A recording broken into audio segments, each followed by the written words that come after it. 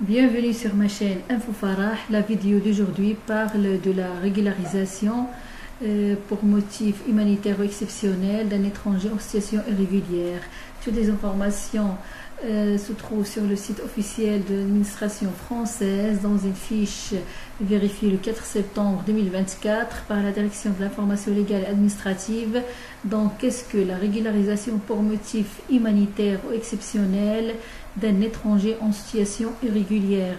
Si vous êtes ressortissant étranger en situation irrégulière, c'est-à-dire vous n'êtes pas européen, vous n'avez pas la nationalité d'un pays européen, vous pouvez bénéficier d'une carte de séjour temporaire vie privée et familiale aux travailleurs temporaires, aux salariés pour motif exceptionnel ou humanitaire sous condition. Donc vous devez déposer votre demande de carte de séjour en préfecture. La carte vous autorise à travailler, mais sa délivrance n'est pas automatique. Donc qui est concerné par la régularisation pour motif humanitaire ou exceptionnel? Donc si vous êtes en situation irrégulière, vous pouvez demander à être admis au séjour si des considérations humanitaires ou des motifs exceptionnels existent. Donc vous devez apporter la preuve d'éléments liés à l'une des situations suivantes, soit pour vie privée et familiale, c'est-à-dire comme l'ancienneté de séjour en France, liens privés et familiaux, enfants scolarisés en France, victimes de violences, etc. Ou bien si vous demandez la régularisation pour le travail, il faut montrer l'ancienneté de séjour et d'emploi en France. Ou bien si vous demandez la régularisation si vous êtes talent exceptionnel, ou vous avez des services, vous avez rendu des services à la collectivité dans le domaine culturel, sportif, associatif, civique ou économique. Donc une carte de séjour temporaire vie privée familiale ou une carte de séjour travailleur temporaire ou salarié pourra vous être délivrée. Vous ne devez pas représenter une menace pour l'ordre public ni vivre en situation de polygamie en France. Donc vous devez également vous engager à respecter les principes de la République. Donc où et comment déposer une demande de régularisation pour motif humanitaire ou exceptionnel? Donc vous devez toujours déposer votre demande de carte de séjour à la préfecture ou à la sous-préfecture de votre domicile. La liste des documents à fournir vous est remise en fonction de votre situation personnelle. Il faut savoir qu'il n'est pas possible d'effectuer les démarches dans certaines sous-préfectures. Il faut toujours se renseigner sur le site internet de votre préfecture. Donc, comment examiner une demande de régularisation à titre humanitaire ou exceptionnel? Ici, il s'agit de régularisation au cas par cas. Donc, le préfet a un pouvoir discrétionnaire, c'est-à-dire qu'il lui appartient de vous accorder ou non le séjour en France en fonction des éléments de votre dossier. Aucun visa n'est exigé. Donc, si vous résidez en France depuis plus de 10 ans, le préfet doit saisir la commission du titre de séjour pour avis s'il envisage de ne pas vous délivrer le titre de séjour. Cette demande d'avis est accompagnée des documents nécessaires à l'examen de votre dossier, notamment vos preuves de séjour depuis plus de 10 ans en France. Si vous êtes admis au séjour, une carte d'une durée d'1 an vous est délivrée. Je vous ai déjà fait une vidéo comment se régulariser si vous faites lien à vos attaches familiaux ici en France. Donc, quel lien privé familial peut invoquer un étranger pour être admis au séjour en France? Donc, vous pouvez demander une carte de séjour vie privée familiale.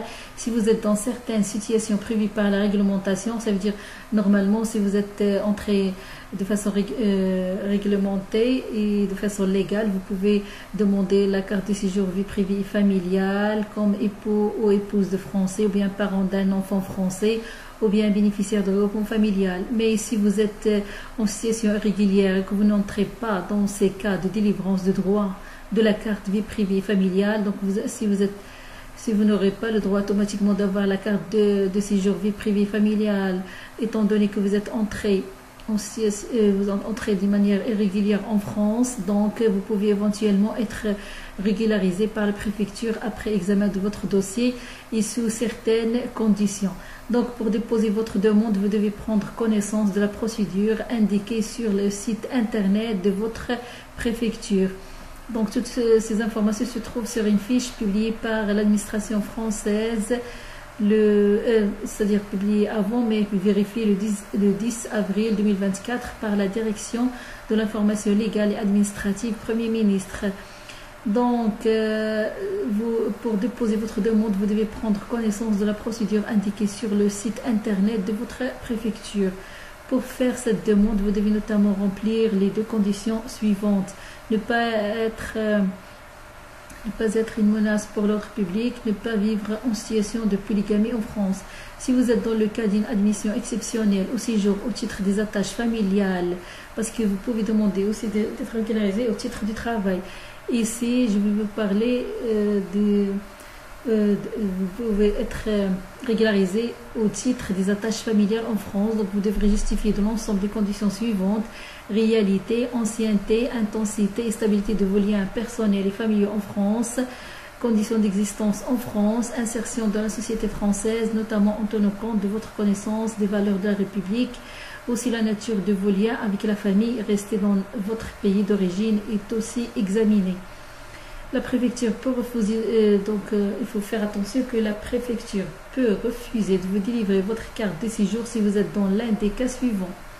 Vous n'avez pas respecté l'obligation de quitter le territoire, c'est-à-dire un NUQITEF.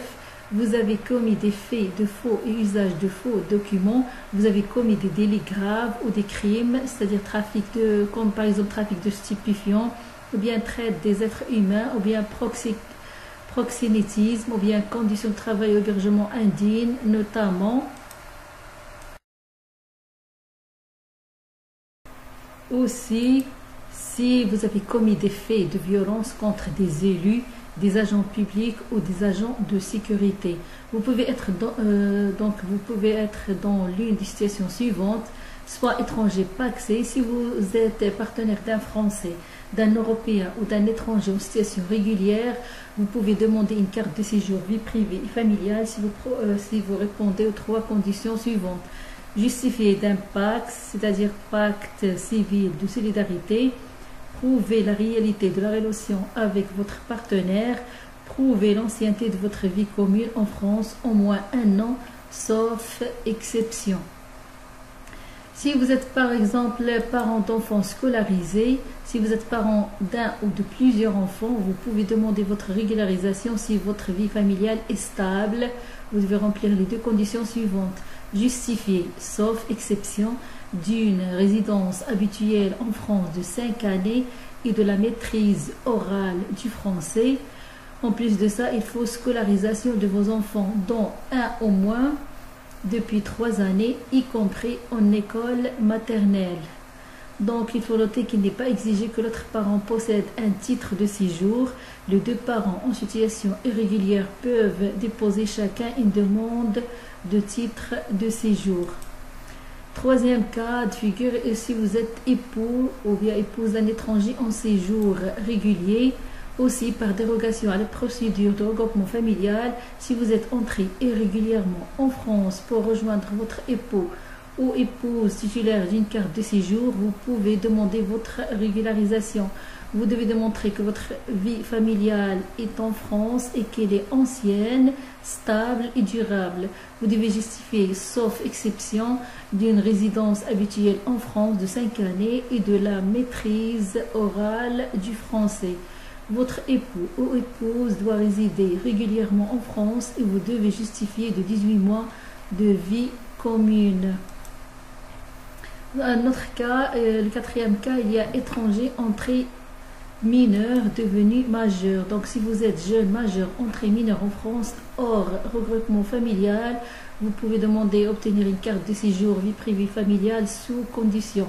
Vous êtes concerné si vous êtes dans l'une des situations suivantes: soit si vous êtes entré en France ou à Mayotte hors regroupement familial avant vos 13 ans, vous résidez habituellement depuis cet âge avec au moins votre père ou votre mère titulaire de la carte de séjour temporaire ou de la carte de résident. Ou bien si vous êtes tunisien et vous êtes entré en France avant vos 10 ans, ou bien si vous avez été confié au service de l'aide sociale à l'enfance, c'est-à-dire l'ASE, l'aide sociale à l'enfance, ou plus tard à l'âge de 16 ans, sous certaines conditions. ou bien si vous êtes né en France et y avez résidé au moins 8 ans de façon continue, vous avez suivi après l'âge de 10 ans une scolarité minimum de 5 ans dans une école française. Il y a aussi, il faut noter que vous pouvez obtenir la carte de séjour vie privée et familiale à partir de 16 ans si vous déclarez vouloir travailler. Si vous n'avez pas vos attaches familiales principales en France, mais que vous y suivez des études supérieures, vous pouvez exceptionnellement recevoir une carte de séjour étudiant. Donc toutes ces informations se trouvent sur une fiche publiée sur le site officiel de l'administration française et vérifié le 10 avril 2024 par la Direction de l'information légale administrative, Premier ministre. Je vais mettre le lien de cette fiche et je vous dis au revoir à la prochaine vidéo. N'oubliez pas de la liker et de la partager et merci et à bientôt.